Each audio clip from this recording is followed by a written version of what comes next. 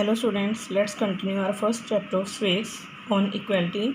In our previous videos, we know that Indian people are facing the inequality problem just because of their economic status, like rich and poor, which was Kanta facing, like inequality due to their caste, like Om Prakash story, inequality due to their religion, the story of Ansaris. Actually, this is not the problem of India only. In other countries, people are facing the same problem. We are going to start here the story of African American people, where the people were treated unequally in the United States and denied equality through law. ये problem African American लोगों की, जहाँ पे लोगों को equality नहीं होती उनके साथ, या उनके लिए इक्वल लॉ नहीं है. For example, when traveling by bus, they either had to sit at the back of the bus or get up from their seat whenever a white person wished to sit. Example inequality की क्या दी गई है, वहाँ पे actually discrimination होता है. Discrimination due to their colour, discrimination between white people and black people, discrimination which is based on colour. काले और गोरे को लेके जो इनइक्वालिटी की जाती है, that discrimination is known as racial discrimination, जहाँ पे लोगों को ये प्रॉब्लम फेस करनी पड़ती थी. एग्जाम्पल क्या दी हुई है कि व्हेन ट्रैवलिंग बाय बस, जब वो लोग जो अफ्रीकन अमेरिकन लोग थे यूएसए में, जब वो बस से ट्रैवल करते थे, दे इधर had to sit at the back of the bus. यहाँ तो उनको बस के लास्ट में बैठना पड़ता था, या फिर अगर बस में कोई वाइट पर्सन चढ़ गया, अंग्रेज़ कोई चढ़ गया, तो they have to offer his or seat to that person. It is the story of Rosa Parks. Rosa Parks was an African American woman. African American woman है वो.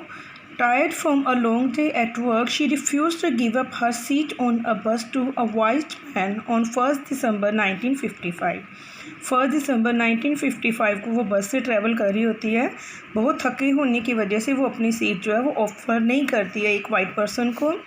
Her refusal that day started a huge agitation against the unequal ways in which African American were treated. ये जो वो मना कर देती है, ये एक बहुत ही बड़ा विद्रोह का रूप ले लेता है, which came to be known as civil rights movement, जिसको सिविल राइट्स मूवमेंट कहा जाता है.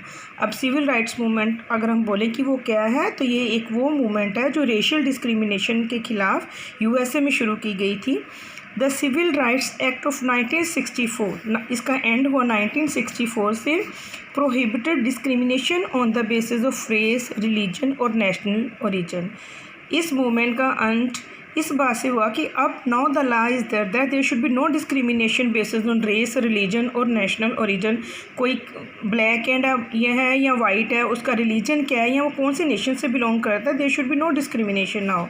It was also stated that all school would be open to African American children and that would no longer have to attend separate schools.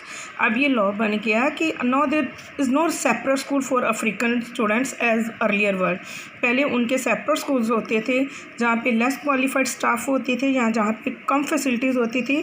But अब ऐसा नहीं होगा, अब वो बच्चे भी दूसरे बच्चों की तरह अच्छे स्कूलों में एडमिशन ले सकते हैं. However, despite this, a majority of African Americans continue to be among the poorest in the countries. बेशक ऐसा हो गया है, लेकिन फिर भी बहुत सारे अफ्रीकन अमेरिकन बच्चे जो है वो पुअर हैं कंट्री में.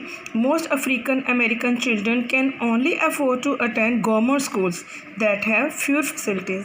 अभी भी बहुत सारे नॉर्थ अफ्रीकन, ये जो अफ्रीकन अमेरिकन बच्चे हैं, अभी भी वो उन गवर्नमेंट स्कूल्स में पढ़ते हैं जहाँ पे बहुत ही कम फैसिलिटीज़ हैं and poorly qualified teachers as compare to white students.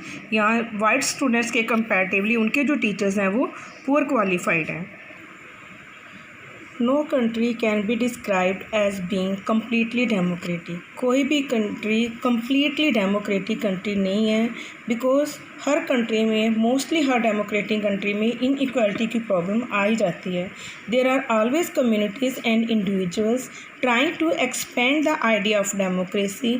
बहुत सारी कम्युनिटीज़ या लोग जो हैं वो एक इक्वालिटी का आइडिया एक्सपेंड करने की कोशिश कर रहे हैं and push for greater recognition of equality. पूरी कोशिश कर रहे हैं कि इक्वालिटी हो, बट नाउ द सिचुएशन अभी इतनी क्लियर नहीं है. होप कि in future there will be better situation where there will be better condition for all the people. Hence we will complete this one chapter. Thanks, have a nice day.